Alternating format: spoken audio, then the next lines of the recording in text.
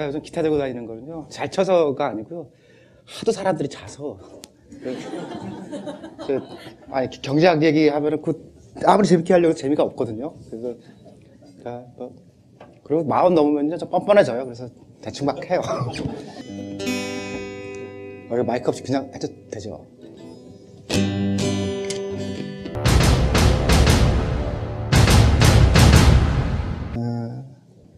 너무 이렇게 딱딱하게 있지 마시고요. 오늘은 노는 얘기 할 거예요.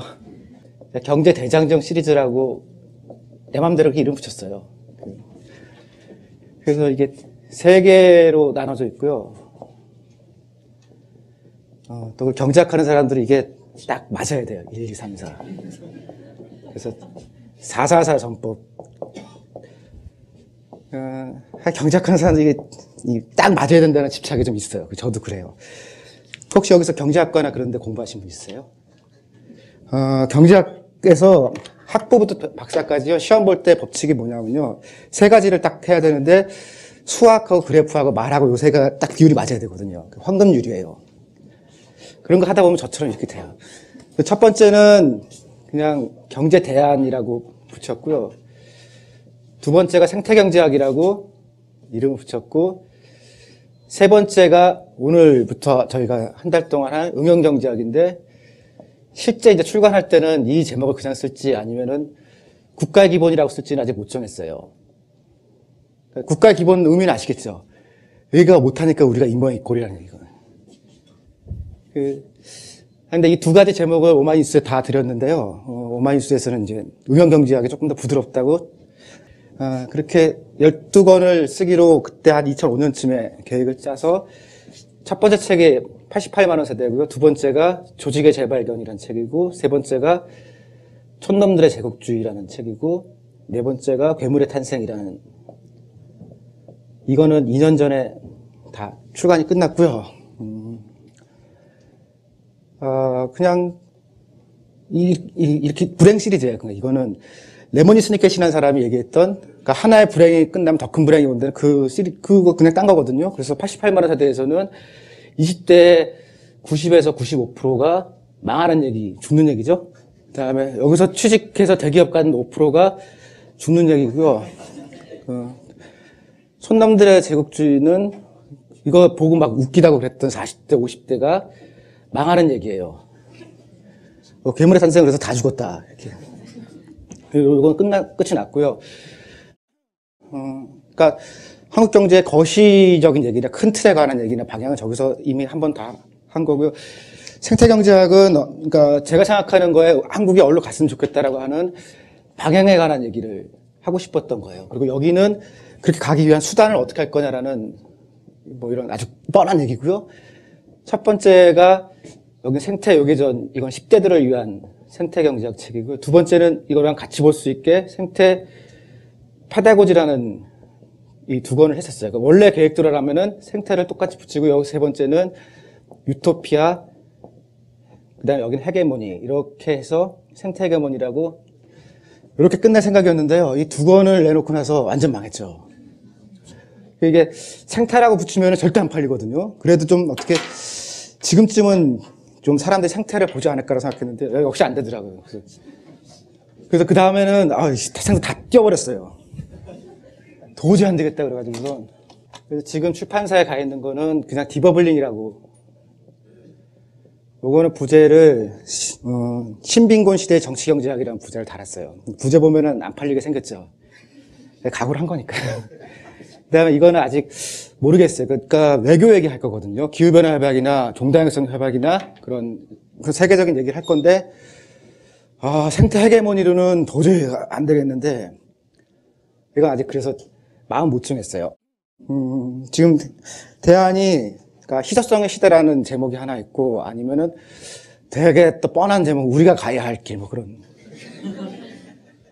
근데 이거 자고 일어나면 많이 바뀌어서, 이게 전체적으로 우리가 한국 경제를 어떻게 바꿔야 되는지에 대한 방향인데요. 이거는 방향만 있는 거거든요. 그러니까 생태적으로 해야 된다라고 하는 거는 과연 뭐냐라고 할 때 이제 거기에 답을 하기 위해서 이제 3번째 시리즈가 생긴 거고요. 첫 번째가 이제 문화 경제학이에요. 오늘 말씀드릴 게 이거고요. 2번째가 농업. 세 번째가 과학과 기술. 어쨌든 저한테 다 익숙한 얘기들이고 제가 뭐 다른 사람보다 잘할 수 있는 얘기기도 하고 우리가 잘해야 될 거이기도 하고 맨 마지막에 정당과 언론 이렇게 해서 끝이 나게 돼 있고요. 뭐 다 이런 거예요. 문화가 개판이니까 우리가 이렇게 된 거고 농업을 막 천시하니까 이렇게 된 거고 과학기술 말만 하지 한 게 뭐가 있냐라는 거고 정당이 우리나라에 한나라당이 명품 정당이라고 하는데 정당은 있는데 당원이 없잖아요. 그리고 언론은 또 같은 얘기예요. 기본에 해당되지 않는다라는 얘기고요. 그렇게 해서 12권이 되고 나면은 이제 저는 딱 은퇴하려고 지금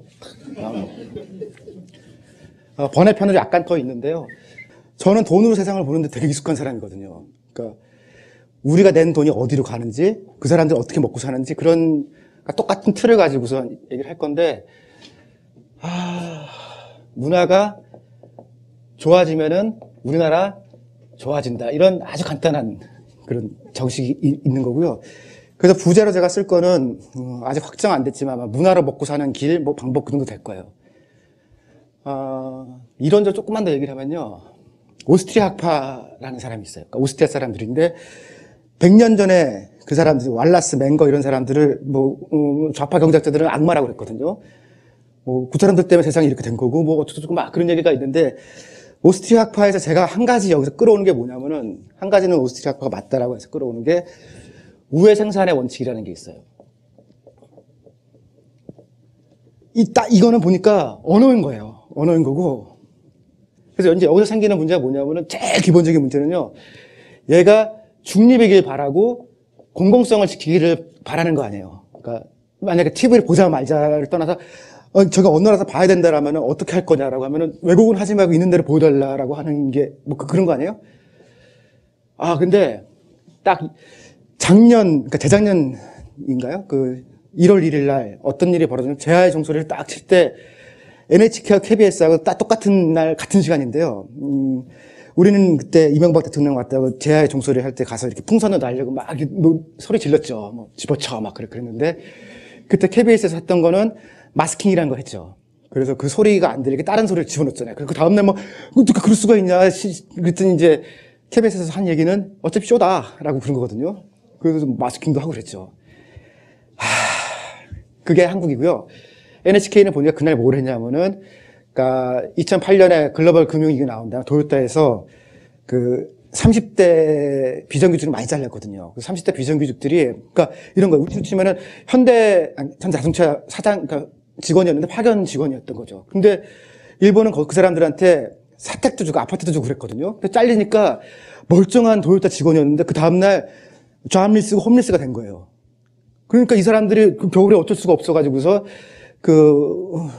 우에노 시장인가 거기서 이렇게 농성을 했거든요. 농성하면서 그때 1월 1일이 되니까 그 사람이 농성해서 어묵 같은 거, 오뎅이라고 부르는 거, 그거 이렇게 놓으면서 자기들이 자축하고 막 그랬거든요. 똑같은 시간에 NHK에서 그게 전국 방송 탔어요. 그러니까 일본 사람들 비정규직 문제는 신경 안 쓰다가 NHK에서 전국 나간 걸 보면서 저게 되게 심각한 문제라고 생각을 했거든요. 같은 날 NHK는 보니까 그런 거 하던데 우리는 마스킹을 하고 있더라고요. 한국 영화의 최근의 중흥은 어디서 왔느냐. 이제 이게 제가 일반론 말고 진짜로 분석한 건데요. 알아보니까요. 이거는 IMF 때 생긴 일이더라고요. 가슴 아픈 얘기긴 한데 이게 한국 영화 중흥의 무슨 영웅이라고 하기도 그렇고요. IMF 때 약간 많이 잘렸잖아요, 사람들이요. 엄청 잘렸는데 집에서는 일단 나와야 되고 갈 데는 없는 사람들 중에서 돈이 아예 없으면 관악산 갔죠. 근데 그렇게 돈이 없지 않으면은 극장 갔거든요, 많이. 그리고 세 편, 네 편씩 보고. 그래서 IMF가요, 이 겨울에 왔잖아요. 추워가지고 잘린 다음에 그때 영화가 굉장히 커진 거거든요. 1000만 넘어가는 영화들이 그때부터 이제 막 나오기 시작했어요. 그러니까 우리나라 굶으면서 1000만이 봤다라면은 다 본 셈이죠. 근데 이때 마침 저걸 타고 갈 수 있던 사람들이 사실은 386들이에요. 그러니까 지금 이제 30대 중후반에서 40, 50대들 있잖아요. 그때 그 사람들이 마침 저걸 타고서 온 거거든요. 그러니까 지금 우리가 알고 있는 대부분의 영화 감독들이 저 때 날렸던 사람들이거든요. 그때 날렸는데, 그렇게 하면서 지금까지 우리는 영화를 어떻게 얘기했냐면은, 그러니까 기본 그러니까 조선일보식의 영화 해석이라면은 제작비를 높이는 게 좋은 영화를 만드는 길이다라고 분석을 한 거예요. 그래서 왜냐고 하면 여기 특수효과도 들어가야 되고, 뭐, 이제 최근에 3D도 들어가야 되고, 그러니까 제작비를 최고로 높이는 게 좋은 영화를 만드는 길이다. 딱 요거 하나밖에 없거든요. 그러니까 이해되시겠죠? 그래서 디워 사태 때도 그때 막 싸웠던 게 제작비를 높였는데 좋은 영화라는 거 아니에요. 근데, 난 그때 진중권 선배 아주 대단하더라고요. 나도 존경했어요, 그때. 저는 좀 보려고 그랬는데 5분보다 못 보겠더라고요, 재미없어가지고서. 근데 제가 원래 심영래 영화 되게 좋아했거든요. 저 우레메도 보고 다 봤어요. 근데, 되게 재밌게 보고, 우레메 때는 사실은 그 영화 음악 만드는 작업도 좀 일부 같이 했었어요. 작곡하고 그런 사람들이 제 주변에 있던 사람들이라서 이렇게 뭐 음악 하면 좋지 않겠냐고 제가 막 멜로디도 막 만들고 그랬었거든요. 좋아하는 영화 감독이었는데 나는 그 디오는 못 보겠더라고요. 그래서 뭐 좀 보다가 난 나왔거든요. 근데 진중권 선배는 그 논쟁하다 3번이나 봤다는 거예요. 그래서 먹고 사는 거 힘들다 진짜. 야, 저거 어떻게 3번을 보냐 막 그래서 야, 프로다라고 생각을 했거든요. 근데 제작비를 높이면 영화가 좋아질 거냐라고 하면 일단 기본 2가지 문제가 생겨요. 가장 기본적인 건 뭐냐면은 이렇게 높이는 방식이 되면은 더 이상 감독이 나오질 않아요. 그러니까 신규 감독이 못 나와요. 그러니까 이거는 영화 펀딩 문제와 관련돼 있는데요. 어쨌든 돈을 끌어야 될 거 아니에요, 감독이. 돈을 끌어야 되는데 이미 된 사람만 끌어올 수 있지 신규 감독이 들어올 수 없거든요. 제작비가 커지면 커질수록 이를테면 저는 20대들한테 영화도 찍고 다큐도 찍고 막 하라고 얘기를 했는데 제작비가 막 500억, 700억 가잖아요? 1000억 넘어가면은 누가 걔 보고 1000억을 주겠어요. 이제 손가락 잘리기 딱 좋은 거죠. 그래서 이게 이렇게 되면은 제작비가 높아지는 방식으로 가면은 우리는 그 IMF 때 나왔던 그 감독들 있잖아요. 그 사람들 영화만 평생 보고 살아야 되는 거예요.